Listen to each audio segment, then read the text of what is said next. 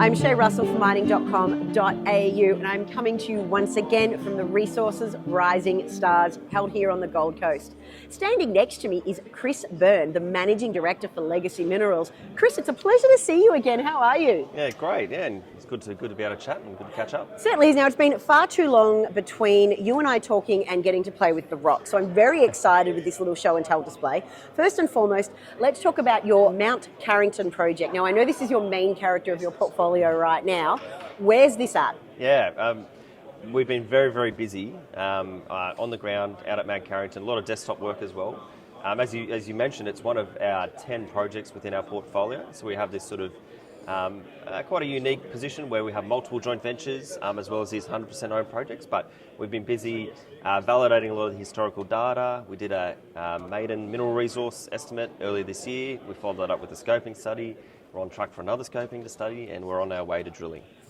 Firing on all cylinders. I will not let you go any further, though, until we talk about some of these super cool-looking rocks we have in front of us. So I know these are from another project, but these ones come from your Mount Carrington project.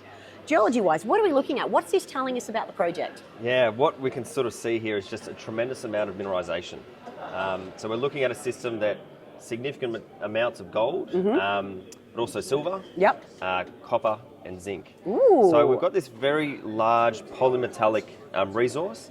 It's certainly a thing that we're looking very differently on the project compared to previous companies that were focused really on the gold. We really see that gold makes up about 50 to 60% of the project value, and the other is contained in critical minerals, so silver, copper, and is sort of zinc. So that we see that as a huge upside to the project, and it also informs the way we do our exploration, the way we're looking at things differently in terms of where to go. I don't mean to labour the point, but is this one from your Mount Carrington project? Because that's, what, 2,100 grams per tonne of silver that I'm seeing written on this? Yeah, so That's remarkable. You'll see native silver.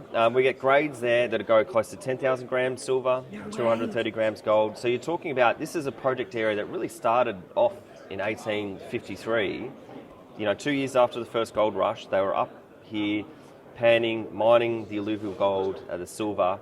There's about 3,700 mines across the Mount Carrington area. So that's all that free high-grade gold stuff. We're now looking at what's the big picture, what's underneath, where did all that come from?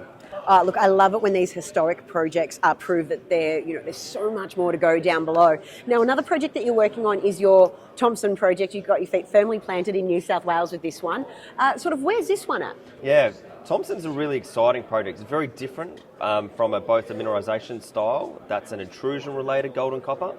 It's it's about a 5,000 square kilometre project, so it's a huge, huge landowning. We really like it because it's in one of the most underexplored geological terrains in Australia. So there's no major mine or deposit that's ever been found at the Thompson, but it's also meant that not many people have ever worked out there. So the previous company that drilled it close to 15 years ago firstly we're targeting a different style of mineralisation, did realise it was intrusion related, ran out of money, but also the markets back then didn't quite understand intrusion related gold and copper systems. I got corrected earlier. I had said that since 2011 there's been the discovery of Winu, Havieron, Hemi, and that's around 30 million ounces gold equivalent. And so an employee corrected me that he thinks Winu is closer to 30 million ounces gold equivalent in itself.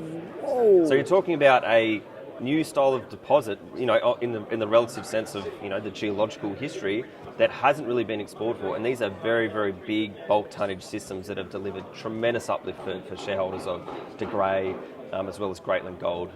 Also, too, you guys cut your teeth early on in going in places and taking risks in places nobody was doing before. And it sounds like you're doing it again by looking for a style of mineralisation that hasn't really been explored properly yet. Yeah, that's right. And I think that, when you start off as a small company, you need to be agile in terms of taking those opportunities. When we built Legacy, that was we free-pegged these ground. We free-pegged our Ballura project. 2 years later, we did a deal with Newmont on that, as an example. So we realise that there's the opportunities there, but we also realise that exploration is risky, and it's great to partner up with companies like Newmont, Mark Bennett and S2 Resources share that risk and hopefully deliver discoveries. Oh, and bring in some of that institutional knowledge that resides within the industry. It gives you guys an awesome advantage there. And finally, look, obviously, you do have quite an extensive portfolio, but what's sort of some of the near-term news investors can look forward to hearing about? Yeah, so we've got drilling approved at the Thompson project. We've got drilling approved at the Drake project. We've got a scoping study that currently we're working with Asenco on, unpacking the metallurgy up there at Drake. Yeah, so we've got drilling, scoping study. We've got our joint venture partners doing a lot of drilling as well. So, multiple sort of fronts all being run at the same time. Once again, there's a bucket load of work happening for you guys. You never rest, I swear. Thank you so much for being here today, and I look forward to more cool rocks from you. Thanks, Shay.